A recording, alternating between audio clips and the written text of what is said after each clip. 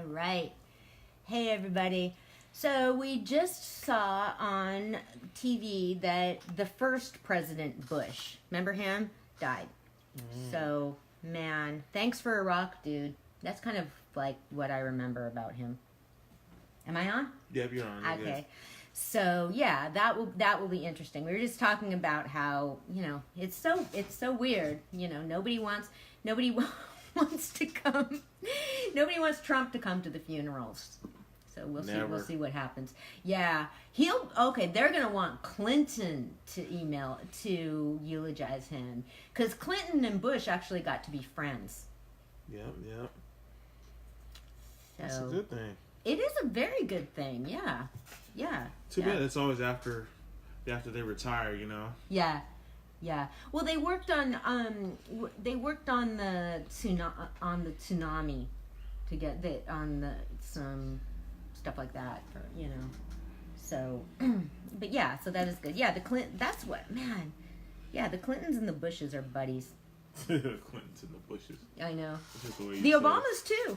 Everybody, they all get along. All right. Tell me what you think.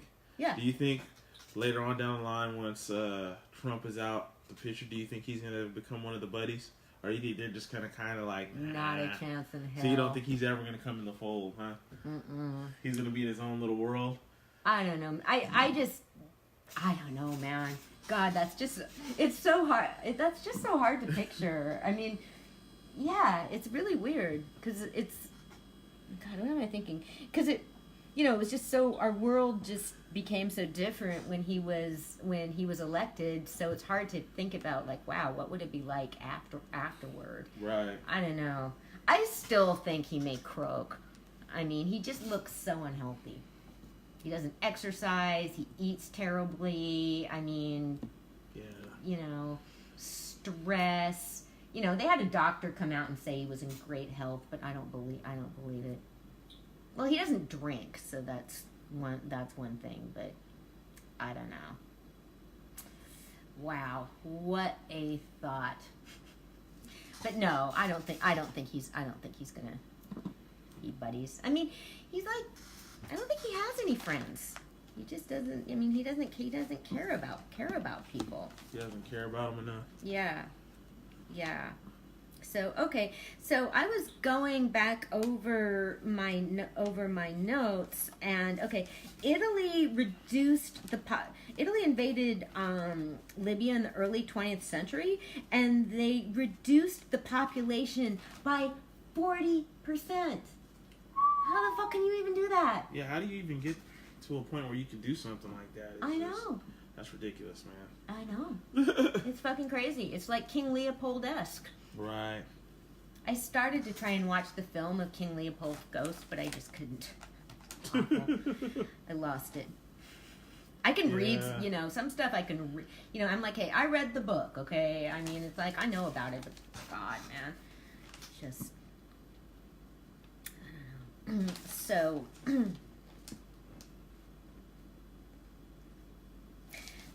so that was, I've been reading about the NAACP in the so that was how I started reading all of this stuff, because I'm reading about the NAACP and their work in the mid 20th century with decolonization. So... Yeah, that's when I was starting to figure out this whole little deal. Ethiopia was only, Italy invaded Ethiopia and was sort of administering it for 5 years, I guess. But other than that, Ethiopia has always been independent. But they're trying to get, oh man, this is awful. Okay. I think Tanzania had been colonized by Germany, and God, what is it with people's fucking skulls? I was reading about oh shit, I can't even remember if this person was in Tanzania or Kenya, is trying to get back their relatives' skulls that were like brought to Europe after they were executed. So that is messed up. Really, really messed up. I don't know. I would not like. So wow. Okay. Hey. Man.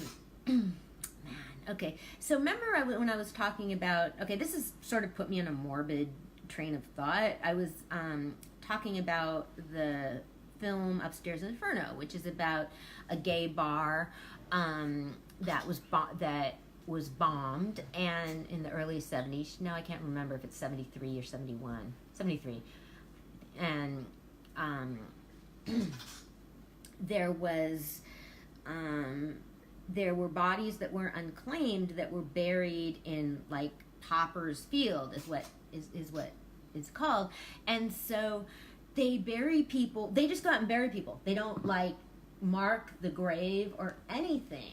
Mm-hmm. And so this guy's family, one of the people that died in the fire was named Ferris LeBlanc, and his family never knew what happened to him. And so they found out later, and it had been assumed that the family had cut him off for being gay, but that wasn't the case. That wasn't the case at all. The family was very has just gone to great lengths to deny that. They didn't. I mean, it was really. It was. They just felt very, very maligned by that because it's not how they felt at all. I think, but just in those days, you could go for a while without talking to people. Right. Yeah, isn't that? Yeah, that's crazy. Isn't that? Yeah. You're right. If they would have probably had smartphones and stuff back then, they would have all that. But like you said, once you think about it, back in the day, if someone went off somewhere, I mean, technically, they don't have a phone or access to anything. You can't. You long distance phone calls used to be expensive. Right. You don't remember that? When you get a phone call, someone's on the phone, long distance. Right. Yeah. Oh my God. And, oh shit. Then having roommates and trying to divide up the phone bill. Yeah. Oh, that sucked. I had some households where that went up in flames, and then the last group household I lived at, we each had our own phone. There were like 4 your of own us. house phone? Yeah, our own. We each had our own landline. Oh wow. That made the most sense, really. It does make the most sense, but I'm thinking of it because I used to be a cable installer, so I know they had to literally hook your house. So that was a lot of work. Oh. 4 separate lines in your house. Well, yeah. Each room. Yeah, but by the time I moved in, I mean, you just plugged it in and set up the service. I mean, it wasn't that big a deal. Yeah, I guess so. But it's just, I'm just thinking about it. That's kind of crazy. That's hard. That's like, I don't know. That's just different. Really? My parents never did that. Because in one place it was a group household. I know that makes sense, but I'm just saying, for that time to have 4 different lines was like pretty cool. That was still pretty like, man, you guys are. Well, actually in the house I lived at before. Oh, yeah. See, this sucked because I had to. In a place I lived at before, the phone became such an issue that I got my own. 2 of us had already gotten our own phones in that household, and that household still went up in flames. And so, back then you had an answering machine and stuff. Mm-hmm. It was funny. I had a friend, and so, So then the next place I moved at, they just told me like everybody has their own phone line. And now, that was the precursor to, we each had our own cell phone. We each had our own landlines and answering machines. And okay, hey Jojo. So, well, that's something I was, the whole I was thinking about because, because like when I haven't been, I turned off I haven't been getting sound notification on my texts because I'm trying to be on my screen less. So that's why, so I didn't get your message right away, your text right away, because I just didn't, Well, I didn't it happens. Oh, no, but so what I'm saying is that, now, we just have different expectations. Right. When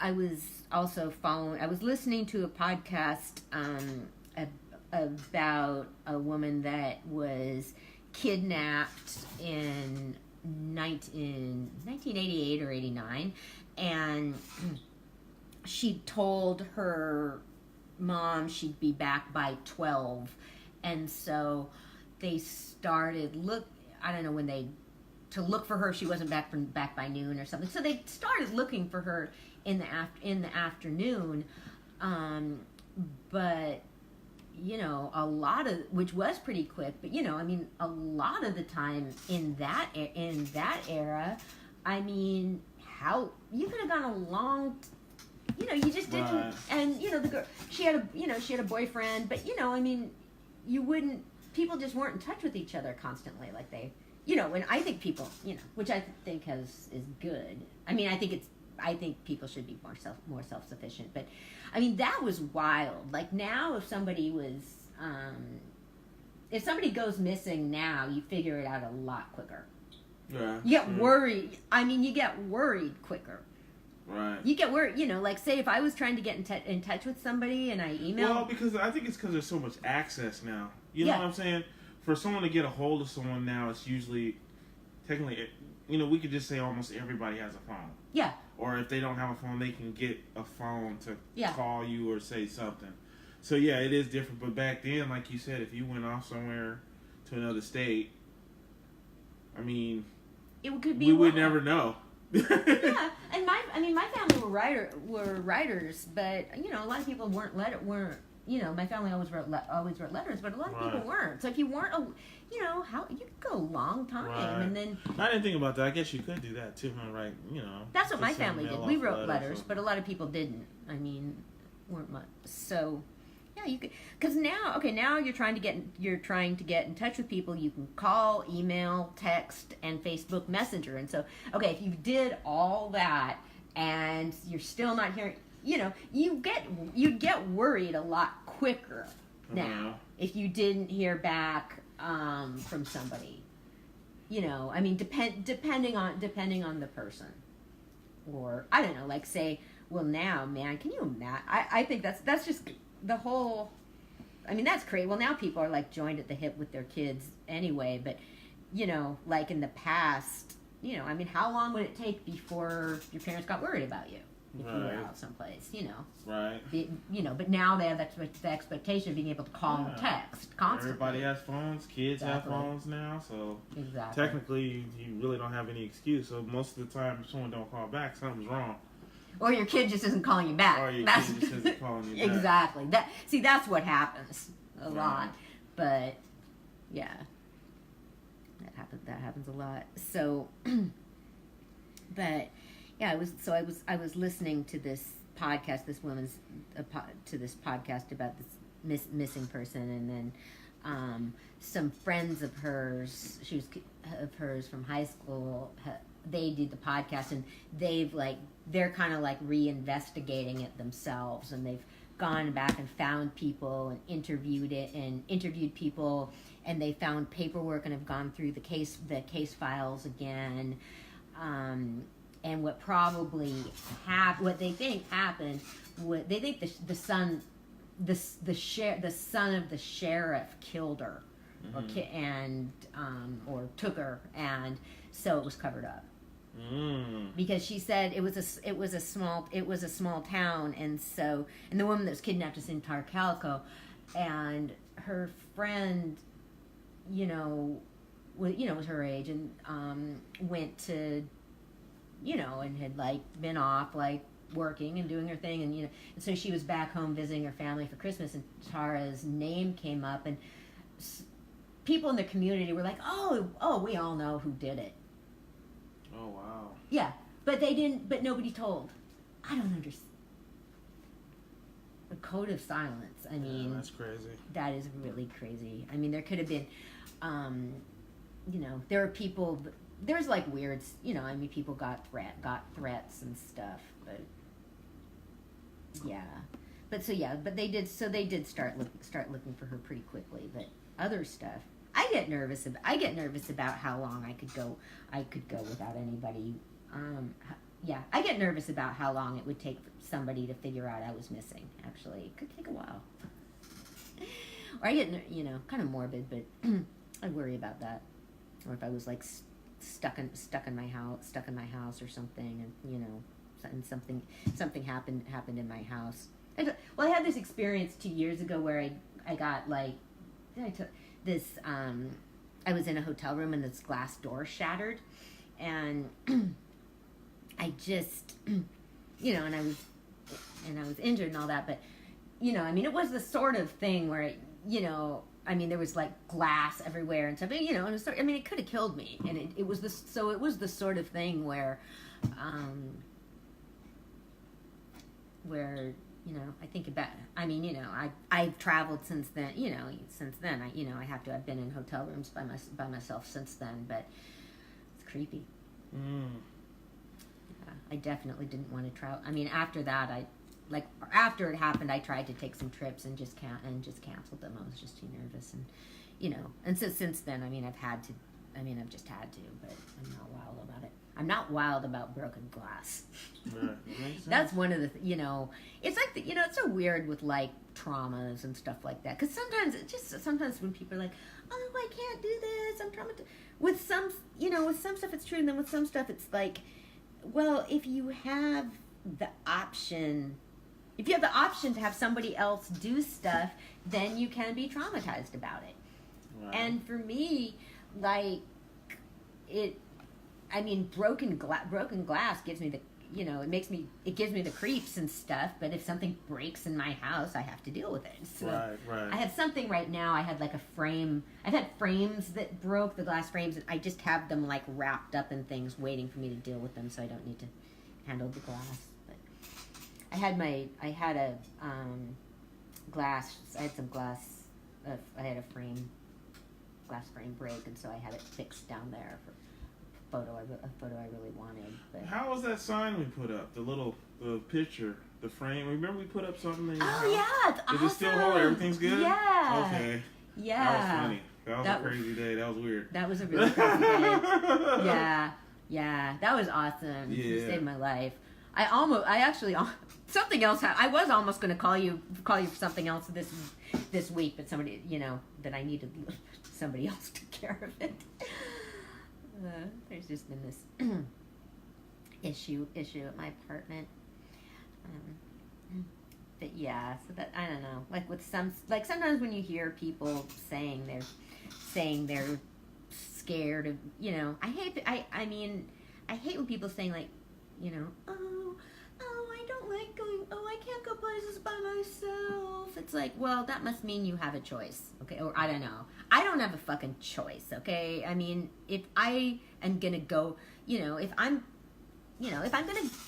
don't want to like stay in my house all the time, I'm gonna go out by by myself. And so, if you have a choice, it's one thing. And like, sure, I have a choice to like not do anything, but not go out. But there's a lot of people that I think that are not comfortable going out by themselves and just don't go anywhere. Right. So yeah, that is very true. But yeah, I don't know. I just because at the food pantry where I volunteer, they have a rule that women can't carry out boxes. That's their rule. Women can't carry out boxes. And so, I'll try and, so I'll like be trying to like pick up my box and go out to my car. No, you can't do that. We have to get a man to do it. And, so I swear, like one of the guys, they had some guy carry out my stuff. I swear the dude was like shorter than me. But I just wanted to tell him, I'm like, look, if something, if something is too heavy for me, I will say so. If I can't do something, I will say so. But I can carry this. But that's funny. It was like it was a classic example. We had this issue come up at my house because the garbage cans are supposed to be carried up and down the steps, and so somebody asked me to do it the first night I was there, and I tried carrying my garbage can down the steps. I was like, I'm not fucking doing it, man. This is like not safe. I could really hurt myself with that. And that's what I was telling them. I'm like, look, if I say I can't do something, it can't be done. That see, I almost that was what I almost called you for. I was like, well, man, because somebody's gonna deal with it. But yeah, I thought about calling you now. But crazy. It's ridiculous. I'm like, you expect me to like carry a full garbage can down a flight of steps? Yeah, I mean, that's fucked some up. of those steps over in Vallejo are steep. Exactly. Well, you've been to my house. Yeah, I think yours is kind of steep. Yeah, that's kind of crazy. Yeah. And if it's raining or if it's wet, I probably wouldn't have done that. That's kind of on the iffy side of stuff, you know. Yeah. Yeah, I'm like, that was ridiculous. Yeah, because I was like particular. I was like, shit, you know.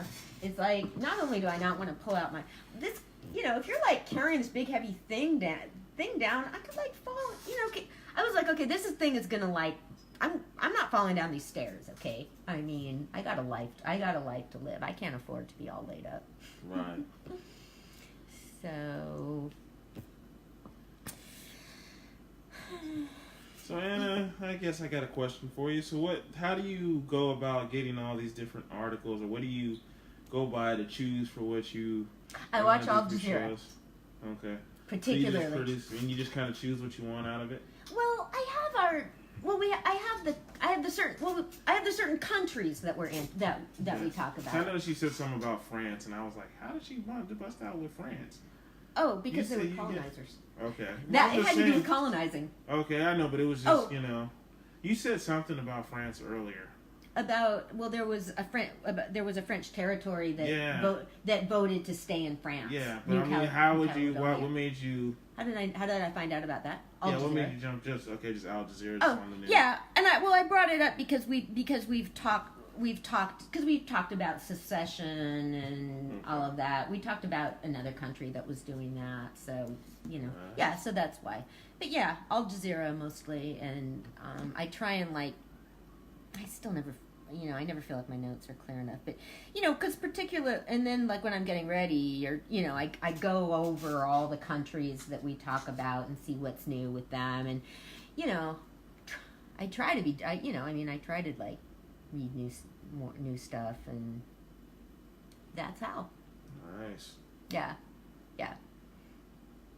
My dad was giving me a hard time about Al Jazeera, and I'm Al Jazeera, and he's like, aren't they anti-Israel? And I was like, yeah, they're real upfront about it. I was like, I listened to Al Jazeera, I listened to Fox News. There's this really great young journalist on youngish on Al Jazeera who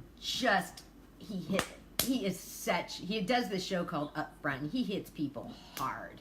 He is on, oh God, but he's always polite and dignified. He's funny, but he's just really smart and really persistent. He's great. I feel like I like to watch him I learn about the issue, but I watch people that are very good speakers to improve my own skills. Nice.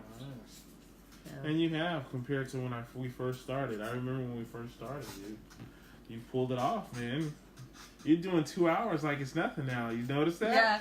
Remember how we couldn't even get 30 minutes going? Yeah. Yeah. It's good. Yeah, it is good. Yeah, I had fun. I had fun looking at the YouTube channel. There you go. Yeah. Nice. Yeah.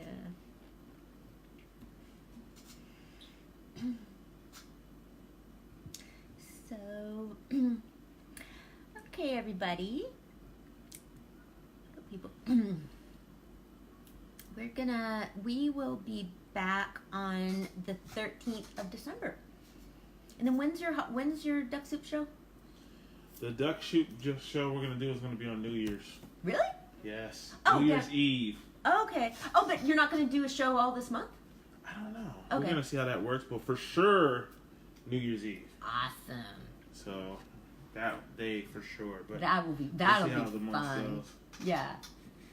Yeah. But I know I gotta get Christmas stuff. That's stuff I gotta do. This is a big month for me. Yeah. So we'll see how that goes. But we are definitely doing your show. Yes. Cool. Yeah, this past month was weird. I was like, yeah. So. All right. Okay, everybody. We will see you soon. Most definitely.